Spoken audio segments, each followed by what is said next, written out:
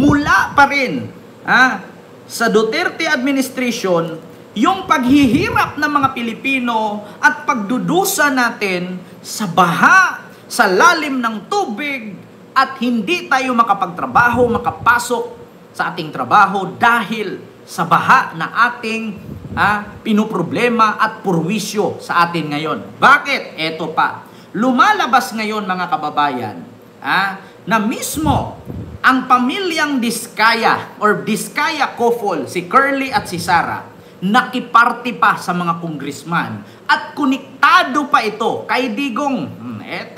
Kay Digong talaga sa haba-haba man ng investigasyon. Kay Digong pa rin ang bagsak ng lahat ng problema ngayon. Eto pa, mga kababayan. Kita ninyo, may ads lang. Kay Digong pa rin. Ma'am Chichi Burichi, hello po. Ma'am Nitz Briganyo, and kay Mama Ciprina Forlian, mega love shout out. Nasa sentro ng investigasyon sa flood control scandal ang mag-asawang Diskaya. At kasabay ng paglalim ng issue, nagsulputan ng ilan nilang larawan kasama ang mga kaalyado ni FPRRD maging ni PBBM. Sino-sino sila? Alamin sa agenda report ni Dexter Ganide ng Abante. Pero very clear. The video won't lie. Sinabi mo, noong nag-DPWH na kami. Yes po. So, kailan ba kayo nag-DPWH? Sometime in 2012, we started with DPWH. We started with joining biddings. Pero prior to that, we were with local government.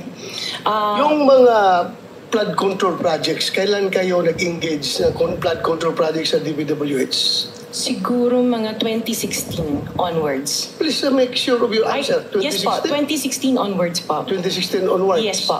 2016 onwards. Kita nyo, si Bato, pag ganon-ganon. Alright.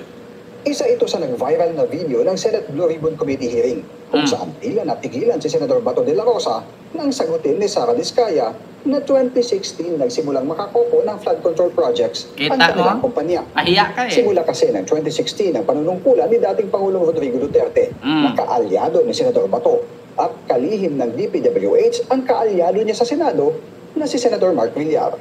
Simbilis ng pagtubo ng kabute. Nagsulputan agad ang mga larawang di pa naman kumukupas na nagpapakita na kasama na mag-asawang Diskaya ang mga kilalang mga DDS o mga taga-suporta ni FPRRD. Kita nyo? Napakadaming picture na mga personalidad na mga DDS na kasama ni Digong.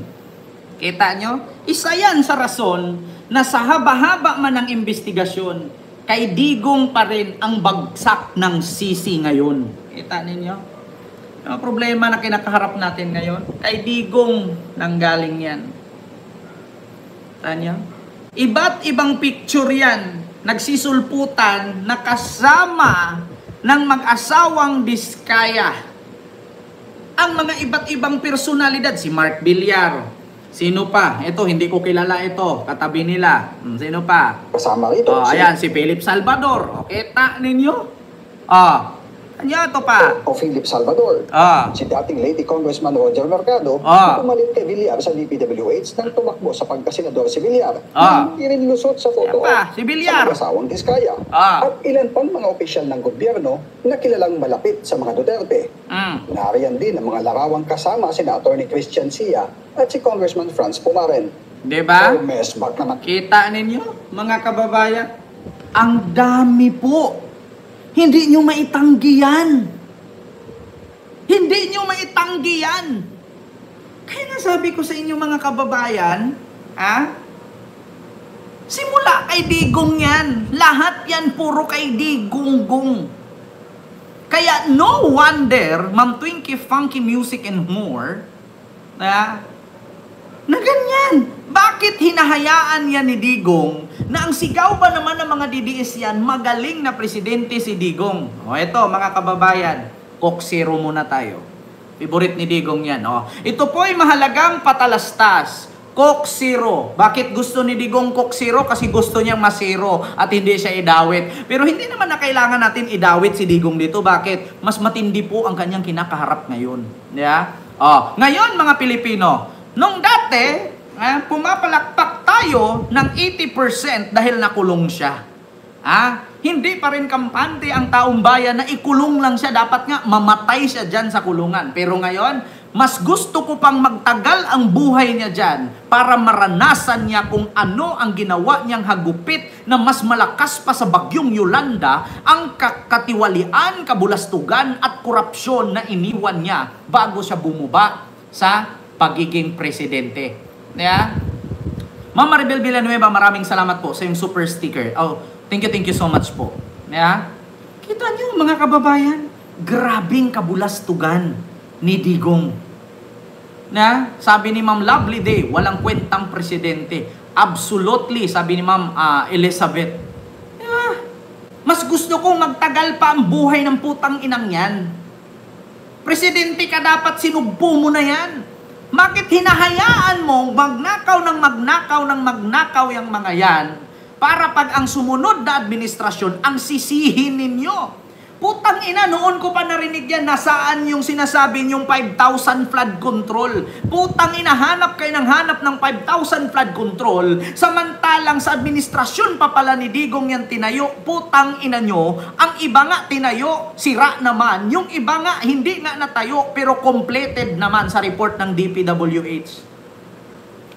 Kita ninyo, mga kababayan? Lahat po talaga ng problemang kinakaharap ng bansa natin ngayon, dahil yan at nagmula yan sa Duterte administration. At mismong inamin ni Sara yan. Huli na ang pag-imbestiga ni Marcos.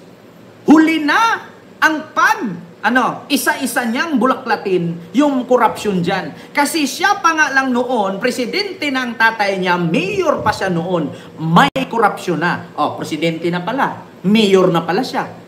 Bakit hindi nila sinugpo yan? So anong kwentang presidente siya at anong kwentang mayor siya? Kung alam pa lang niyang may korupsyon, ba't hindi nila sinugpo ng tatay niya?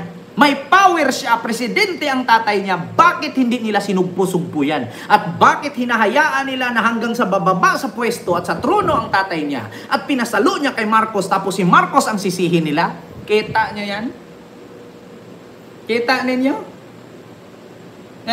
Maghilom, potang ina mo, manglikmot, ang pangit. Alam niyo kadalasan sa mga DDS, 3D manglikmot, ang pangit na mga apelyido niyo mga DDS. Potang ina niyo, wag na kayong mag-comment dyan kung ang mga apelyido niyo ang papangit. Manglikmot, kulang na lang mangulangot, potang ina. Alam niyo, sa totoo lang mga DDS, wag na kayong mag-comment. Bakit? Mga putang ina niyo, alam kong bobo kayo pero hindi kayo bungol. Mga DDS kasi, tandaan niyo mga DDS bobo ang DDS, tanga-tanga, uto-uto, inutil, hampas lupa, pangit, manyakis, patay gutom, kriminal, magnanakaw. Yan ang mga DDS, mga pobre pa. Kita ninyo? Tapos magko-comment kayo dyan, dami account. Putang ina. Aminin nyo man o sa hindi, kawatan po talaga si Duterte. Sa kanya lahat nag-umpisa yan. Sa kanya lahat nag-umpisa yan. Sino bang dapat sisihin natin? Si Ramos? Sino bang sisihin natin? Si Cory? My God. Kung sisihin natin si Ramos, si Cory, si Pinoy, anong kwenta nung budget ni Digong sa loob ng 6 na taon? Hindi nyo pwedeng ituro yan sa panahon ni Pinoy. Hindi nyo pwedeng ituro yan sa panahon ni Iraq at ni Gloria. Saan napunta yung pondo ni Digong sa loob ng 6 na taon? Okay lang naman sana kung sa panahon ni Digong walang flood control project. Di ba? Kaya pwede nating sisihin si Pinoy, si Iraq, si Gloria niyan. Ang problema, meron din siyang flood control project. Ang tanong ngayon, kung meron siyang pondo sa flood control nung siyang presidente nung 2016 hanggang 2022, saan yun na yun napupunta? Kasi kung merong flood control na, edi sana wala ng flood control project sa panahon ni Marcos Jr. Bakit sisihin nyo pa yung mga matatagal ng presidente na matay na nga yung iba? Diba? Saan yung sa project ni Digong? Saan yung sa pundo ni Digong? Diba? Yan.